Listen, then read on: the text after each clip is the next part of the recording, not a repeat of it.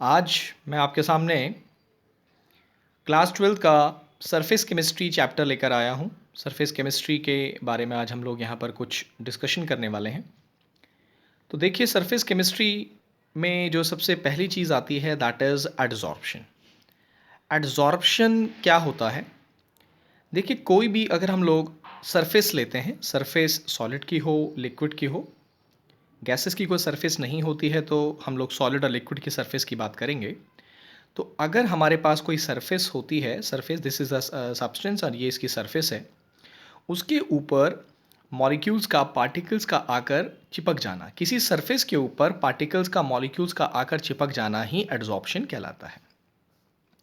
Okay, किसी भी surface के ऊपर पार्टिकल्स का आकर चिपक जाना एडजॉर्प्शन कहलाता है। वो सरफेस जिसके ऊपर एडजॉर्प्शन हुआ है that surface is known as adsorbent. वो सब्सटेंस जिसकी सरफेस के ऊपर एडजॉर्प्शन हुआ है that substance is said to be adsorbent. और जो मॉलिक्यूल्स या पार्टिकल सरफेस के ऊपर जाकर एडजॉर्ब हुए हैं उनको हम कहते हैं एडजॉर्बेट। तो adsorbate and adsorbent.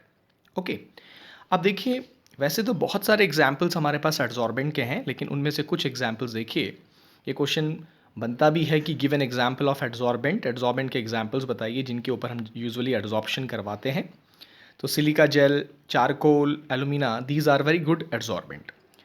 Silica gel का यूज़ हम लोग करते हैं to adsorb the water vapour present in the atmosphere. हमारे सराउंडिंग्स में जो वाटर वेपर्स प्रेजेंट होते हैं उनको एड्जॉर्ब करने के लिए, ताकि हम ह्यूमिडिटी को रिड्यूस कर सकें, इसलिए हम लोग सिलिका जेल का यूज़ करते हैं। तो silica gel has a very good tendency to adsorb the water vapour present in the atmosphere. Charcoal, charcoal का हम यूज़ करते हैं to adsorb the poisonous gases present in the atmosphere. तो हर किसी एड्जॉर्बेंट का एक कुछ ना कुछ स्पेसिफिक यूज़ होता है। तो आपको ये मालूम होना चाहिए कि silica gel, charcoal, alumina are very good example of adsorbent. Okay, अब देखिए, सिलिका जेल जैसे मैंने ऊपर आपके साथ डिस्कस किया कि सिलिका जेल डिह्यूमिडाइज़र की तरह काम करता है, बिकॉज ये हमारे सराउंडिंग्स में जो एटमॉस्फेयर में वाटर वेपर्स हैं उनको एब्जॉर्व कर लेता है और इस तरीके से ह्यूमिडिटी को रिड्यूस करता है। इसीलिए हम लोग सिलिका जेल को एक अच्छा डिह्यूमिडाइज़र कहते हैं। चारकोल के बारे में ऊपर अभी मैंने आपको बताया कि चारकोल पॉइजनस गैसेस को एब्जॉर्व करने की क्षमता रखता है, एबिलिटी रखता है। तो जनरली इसे गैस मास्क में यूज़ किया जाता है ताकि सराउंडिंग्स में जो पॉइजनस गैसेस हैं उनको एब्जॉर्व किया जा सके। और यूजुअली ये कोल माइंस में यूज़ किया जाता है। जब कोल माइंस में बहुत सारी पॉइजनस गैसेस प्रेजेंट होती हैं तो वहाँ पर जो वर्कर्स होते हैं उनको मास्क दिया जाता है जिसमें चारकोल प्रेजेंट होता है, और वो चारकोल सराउंडिंग एटमॉस्फेयर की पॉइजनस गैसेस को एब्जॉर्व कर लेता है और इस तरीके से ये बहुत अच्छा एब्जॉर्बेंट होता है पॉइजनस गैसेस के लिए। अब यहाँ पर एड्जॉर्प्शन का ये यहाँ पर भी एक फिगर बनाया है। देखिए, कंटेनर आप ले लीजिए। इस कंटेनर के अंदर आपने वाटर वेपर फिल कर दिया है और इसमें कुछ सिलिका जेल के पीसेस अगर आप डाल दें, ये सिलिका जेल यहाँ पे रिप्रेजेंट कर रहा है, this is the silica jail.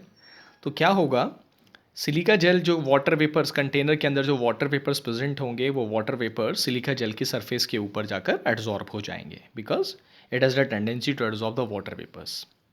Okay, अब देखिए, एक और यहाँ पर टर्म आती है एब्जॉर्प्शन। अभी हम लोग बात कर रहे थे एड्जॉर्प्शन के ऊपर और अब बात आएगी एब्जॉर्प्शन। अगर सिंपल टर्म्स में हम एब्जॉर्प्शन की बात करें तो एब्जॉर्प्शन मीन्स सोखना, किसी चीज़ को सोख लेना ही एब्जॉर्प्शन कहलाता है। ओके, जैसे सपोज़ कहीं पर पानी अगर स्प्रेड आउट हो जाता है तो हम लोग उसको सोखने के लिए उसके ऊपर स्पंज डाल दें। स्पंज अगर हम डालते हैं, स्पंज क्या करेगा, सारे वाटर को एब्जॉर्ब कर लेगा। तो दैट इज़ एब्जॉर्प्शन। अब देखिए, बेसिक डिफरेंस दोनों में क्या है, बात को समझिए। अगर हम इस कंटेनर में जिसमें वाटर वेपर फिल किए गए हैं, इस कंटेनर में अगर हम लोग सिलिका जेल की बजाय एनहाइड्रस कैल्शियम क्लोराइड डाल दें तो anhydrous calcium chloride water vapours को एब्जॉर्व करेगा। Okay, anhydrous calcium chloride water vapour को एब्जॉर्व करेगा। अब एब्जॉर्प्शन में डिफरेंस देखिए। एब्जॉर्प्शन में जहां पार्टिकल्स केवल सरफेस के, सब्सटेंस की सरफेस के ऊपर रिटेन रहता है, वहीं एब्जॉर्प्शन में पार्टिकल्स सब्सटेंस की सरफेस से होते हुए बल्क में, यानी कि इनसाइड द बॉडी पेनिट्रेट कर जाता है। तो एब्जॉर्प्शन क्या हुआ, मॉलिक्यूल का किसी भी सब्सटेंस की सरफेस से होते हुए बॉडी के अंदर पेनिट्रेट कर जाना ही एब्जॉर्प्शन कहलाता है। एड्जॉर्प्शन में केवल सरफेस पर पार्टिकल्स होते हैं, एब्जॉर्प्शन में सरफेस से होते हुए बॉडी के अंदर पार्टिकल्स चले जाते हैं। ओके, लेकिन इस चैप्टर में हम लोगों को फोकस करना है एड्जॉर्प्शन के ऊपर। एड्जॉर्प्शन केवल सरफेस पर होता है और इसीलिए हम लोग एड्जॉर्प्शन को सरफेस फिनोमिना भी कहते हैं। Okay, surface phenomena, because adsorption occur on the surface, that's why we call it surface phenomena. Okay तो ये क्वेश्चन एग्जाम में बना हुआ भी है एक बार बोर्ड एग्जाम में कि सिलिका जेल और anhydrous calcium chloride water vapour को क्या करेंगे, तो सिलिका जेल वाटर वेपर्स को एब्जॉर्व करेगा और anhydrous calcium chloride water vapour को एब्जॉर्व करेगा। ओके तो सर यहाँ तक आप देखिए, अगले वीडियो में हम बात करेंगे सॉर्प्शन और कुछ और टर्म्स के बारे में, तब तक आप इसे रिवाइज करें। Thank you.